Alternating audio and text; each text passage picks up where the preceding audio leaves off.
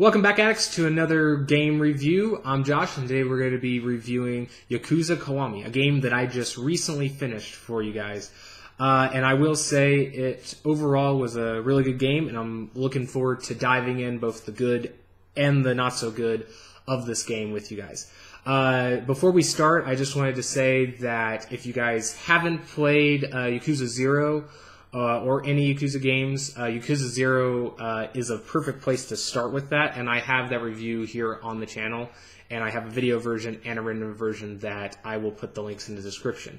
As well as I do have a written version that I'm actually looking at on the computer here to kind of reference. If you guys want to check out the full written one, I'll put that one in there. But starting right off, I'm going to start off with this basic plot of this story, which Yakuza Kiwami follows our main protagonist, which is Kiryu Kazuma, and he is a senior advisor of the Dojima family, which is a branch of the Yakuza crime ring. And it's set in 1995, where we see Kiryu is collecting some money from people that owe some debts to the Dojima family. And we see him go throughout this night, and we find out that after he delivers the money to where he's supposed to, he goes out with friends, and then he gets a phone call that some of his close friends that he sees as family because he grew up with them in an orphanage is in trouble, and so he rushes to go help them even though his stepfather tells him that he shouldn't. Certain things happen, and we get to the point where Kiryu is arrested by the police, and he takes the fall for a murder that he did not commit, and he is sentenced to 10 years in prison. Now, this is where Kiwami actually starts off, with it being set 10 years after he gets out. 10 years after he's in prison when he gets out. And we get to see him coming back into the world and trying to reunite with his family and friends that he hasn't seen in over a decade. Now, there's a lot of things, there's a lot of plot threads and characters, and I'm not going to go into too much detail, but just know that the family that he was working for, the bigger side of the organization, has lost some money. It was actually stolen, and they don't know who it was, but it was 10 billion yen that was taken, that just all mysteriously vanished. And one of the friends that was in trouble the night that Kiryu was arrested actually was his unspoken love, Yumi, and she is actually missing too in this. And so Kiryu sets out on a quest to find the 10 billion yen, Yumi, and figure out exactly what happened in the 10 years that he was absent. Now I'm going to break this down into the same categories that I went over in 0. We're going to talk about what I thought of the story, how the combat and progression works, what kind of side activities does the game offer, and how well do they execute it, and my final thoughts / rating of the game. Now going into the story, again, I'm going to keep this spoiler free.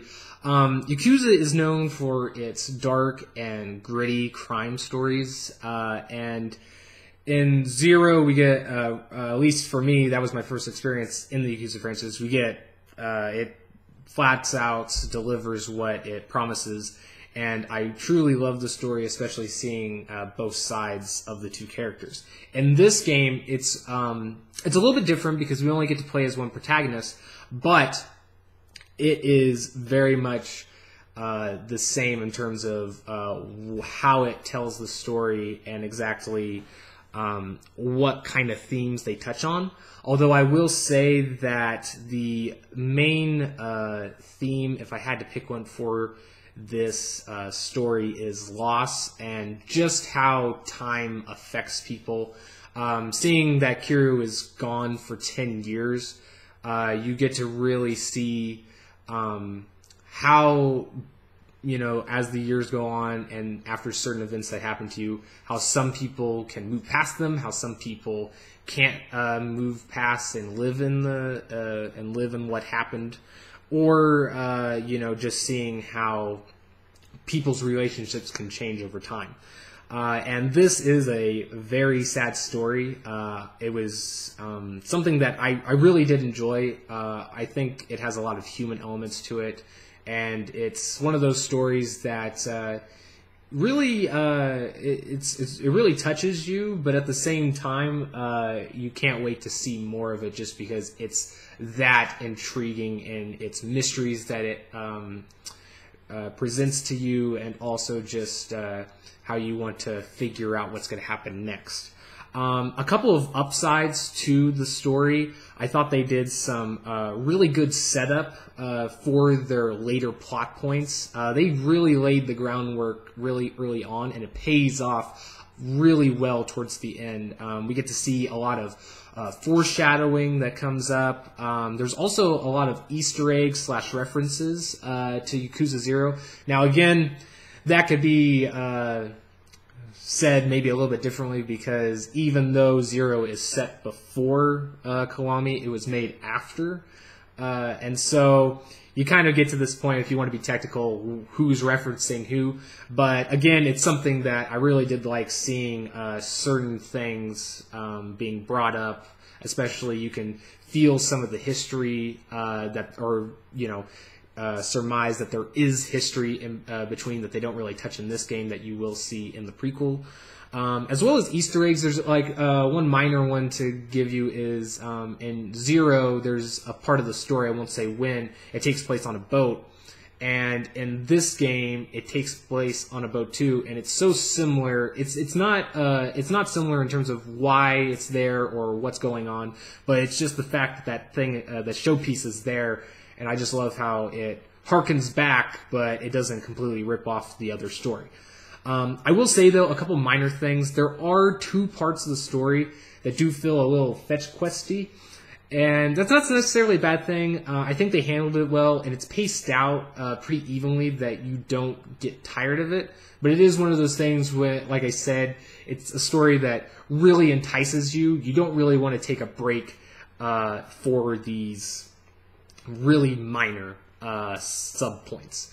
But I will say that Yakuza is a game that focuses mostly on its story aspect. That's where most of the polish goes into. So, I mean, if you don't like, story-driven games, you're not going to like this ride as much as, the next guy. Getting on to combat and progression, I'm going to breeze over this really fast because there really isn't a lot that's changed between Kiwami and 0. So if you want a little bit more in depth, I suggest going and checking out some of the other things I mentioned at the beginning of this video. But I'm going to just go over the main differences because, as I've said in the other ones, there's 3 main styles that you have. You have Rush, which is more for fast beat combos. There's Beast, which uses the environment to deal heavy damage. There's Brawler, that's kind of like a universal. I'm sorry, I butchered that word, but you get what I'm saying. It's it can be used in any situation, pretty much. And they also had a place where you could select a weapon, whether it be like a sword, crowbar, you name it. And that's not really changed. Nothing has really been added or improved mechanically. The only thing that's different is the Dragon style, which is a new fighting style. It was in 0, but it's kind of a hidden reward, so many people probably don't know that it's there. But the Dragon style is unique from the other ones because you actually it's the only way that you level it up differently. But it's the most versatile of your fighting styles. It kind of takes moves from all of the other fighting styles and kind of combines them, and also adds new moves. It also kind of buffs the weapon slot in a sense that if you have certain weapons equipped while you're in Dragon style, they'll either do more damage or you can do special moves with them. Now, getting into the progression side to kind of give you a little bit more of an idea of how this works and how the Dragon style is different, they completely redid this. In Yakuza 0, they had it to where you earned money and you used money for anything. You used money to buy items in the world, but you also used money to invest yourself, and you would use actual money, currency, to level up your own skills. Now, in this, it's completely different. It's more traditional in a game sense, where you fight enemies or you complete side stories or main missions, and it gives you XP, and there's a bar at the top that fills up, and once it reaches the full length of the bar, it gives you 1 skill point that you can then use to buy any of the upgrades that you have if you have enough. Pretty standard. But the difference where it kind of entails is for Dragon style, because Dragon style doesn't actually use any of those skill points that you get to level up. Instead, there's a system that's meant kind of a side story, and I'll mention it more when I talk about side activities, is there's this character that you interact with that you actually have to complete certain things with him in order to unlock new techniques and abilities and buff that fighting style. So it is an interesting way. I will say, in terms of the combat, it does. There's nothing that it really improves upon from 0. In fact, there's at times seems like there's less variety in executions or finishers in Kiwami than there is in 0. It could be mainly that they took out just more environmental stuff, because that's where I most saw it, was environmental finishers. So that is something that's a little disappointing, because if you've played it like me back to back, it can get a little stale in terms of seeing the same moves over again. But overall, it's still a really fun system, and with the incorporation of Dragon style at the very beginning of the game, helps freshen that up as the story progresses.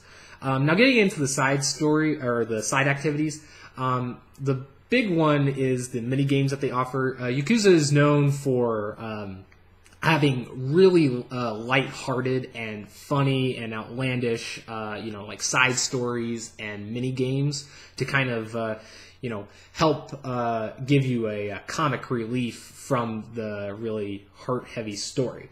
And with the mini games, they're pretty straightforward.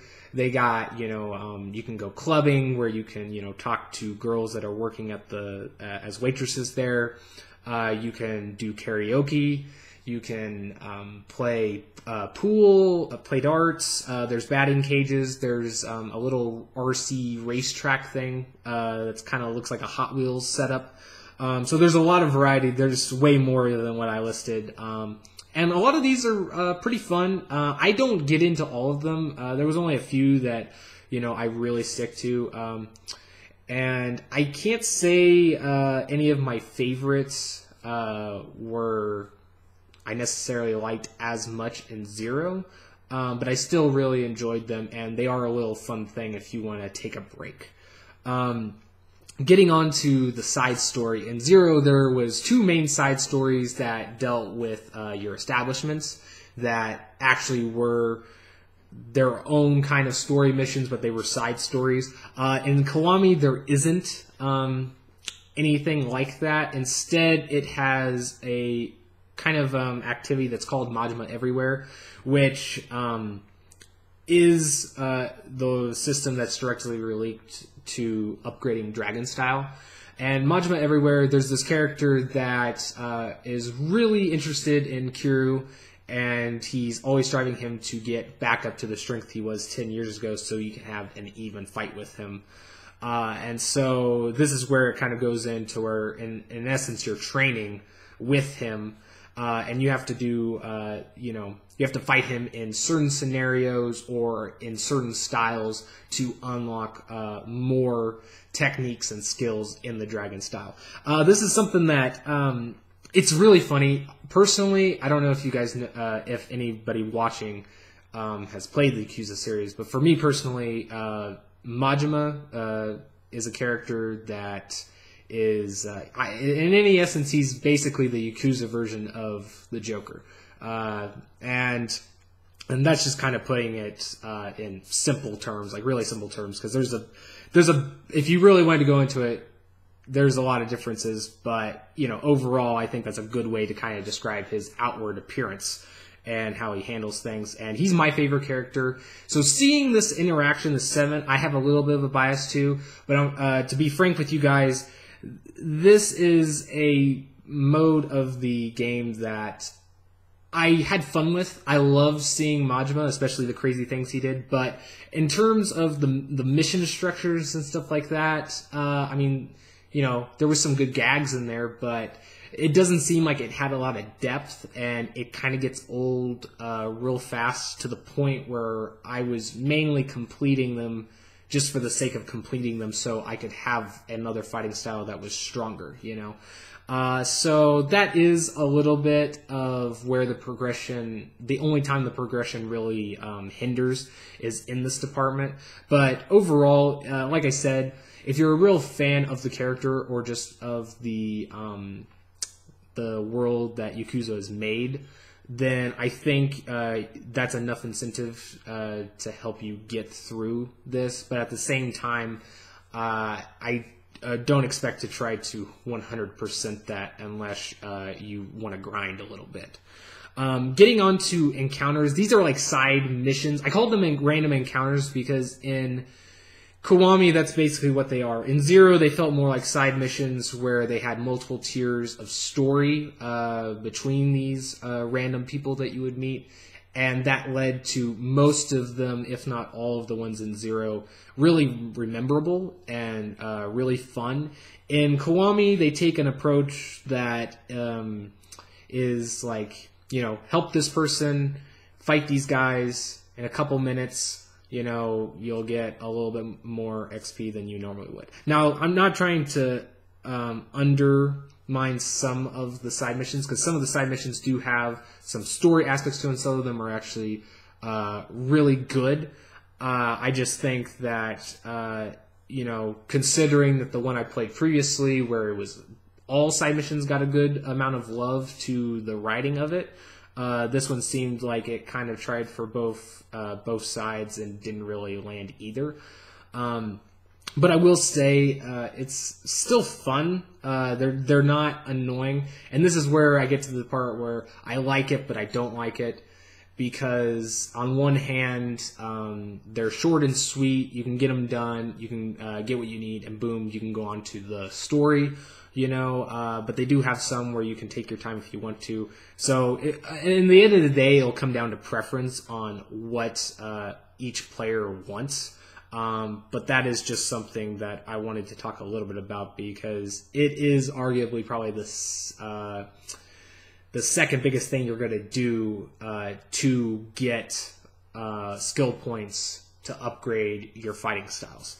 Now, getting into my final thoughts, this game, like I said, it's very story-focused, and the story is the main aspect of it, and for that, this game, I really love this game because of the story. There are some gameplay aspects that are fun, but they are a little bit dated, and you can see them when you're playing, and there's not a whole lot of difference between Kiwami and Zero. So for my rating, I'm going to give it a solid worth it. And it's not so much that the story, wasn't as good as Zero. It was just mainly because there was nothing with the story that gave me anything to, bump up my impressions of it, which is a little disappointing, but at the same time, it's fine, because we got Kiwami 2 coming out, and they've put a ton of time into this, so that's completely fine with me, because we're gonna get some cool stuff with Kiwami 2. I will say, guys, if you want to check this out, I do think it's a really solid game, and a lot of the things that are pros and cons of Zero are exactly the same in Kiwami, and that's why I decided to rate it the exact same, because they both have really strong aspects that are shared amongst each other, and then their shortcomings are the same.